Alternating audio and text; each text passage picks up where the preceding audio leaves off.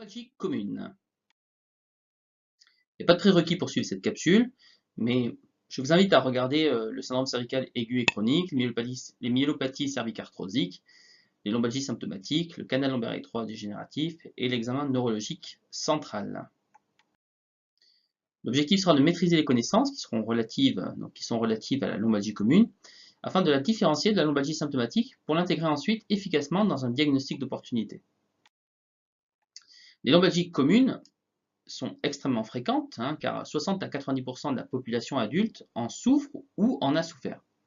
Les efforts répétés, les antécédents de traumatisme, les vibrations, le tabagisme, l'alcoolisme, un bas niveau social et d'éducation, et une instabilité familiale et professionnelle, des antécédents de maladies psychosomatiques sont des facteurs favorisants.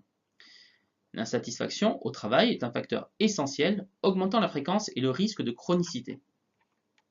Le lumbago, qui s'appelle aussi lombalgie aiguë, est le tableau clinique le plus fréquent. Alors, il se caractérise par une douleur lombaire basse, survenant de façon brutale à l'occasion le plus souvent d'un effort, avec une sensation de blocage, et il s'accompagne d'une impotence fonctionnelle majeure. La douleur, parfois intense, ne peut être soulagée parfois qu'en décubitus.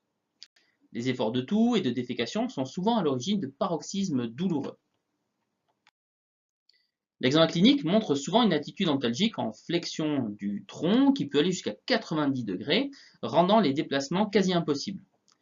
La limitation des mobilités est importante, mais fait essentiel, elle est élective ou largement prédominante dans un ou deux secteurs. L'examen clinique doit rechercher des signes d'irritation radiculaire et des signes neurologiques déficitaires des membres inférieurs ou périnéaux qui n'existent absolument pas dans le lumbago. Alors, il faut noter que la manœuvre de Lassègue peut provoquer une douleur, mais uniquement dans la région lombaire et non pas du tout sur un trajet radiculaire.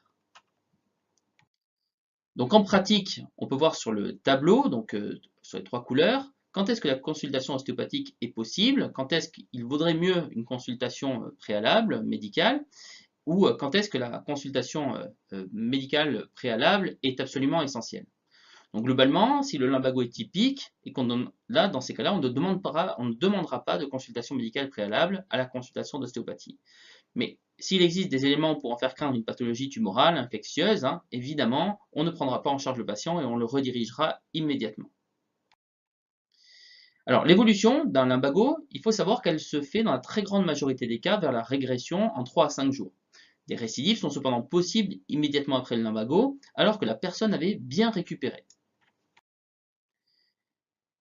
Les lombalgies communes chroniques. Alors, la lombalgie chronique se définit par la persistance de douleurs lombaires invalidantes au-delà de 3 mois.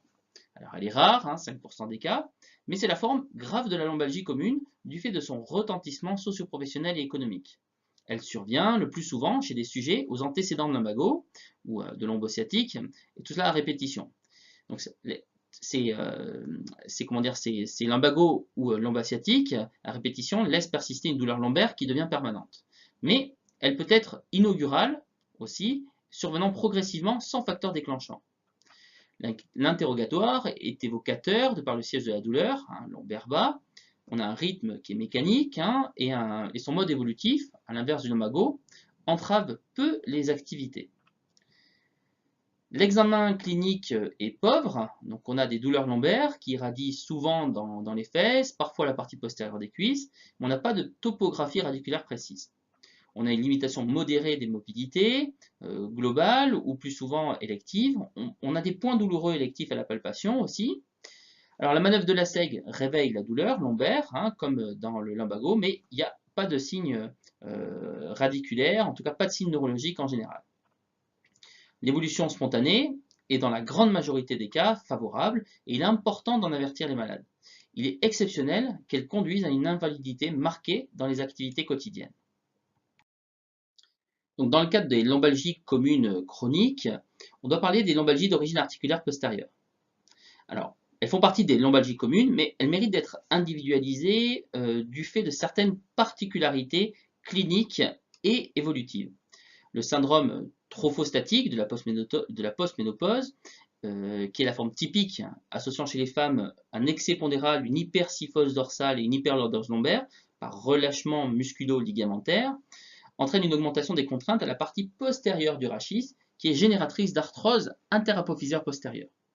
Les douleurs lombaires basses irradient souvent aux fesses, aux cuisses, parfois aux jambes, mais sans jamais atteindre les pieds. Elles débutent souvent de façon insidieuse et évoluent d'emblée plutôt sur une forme chronique.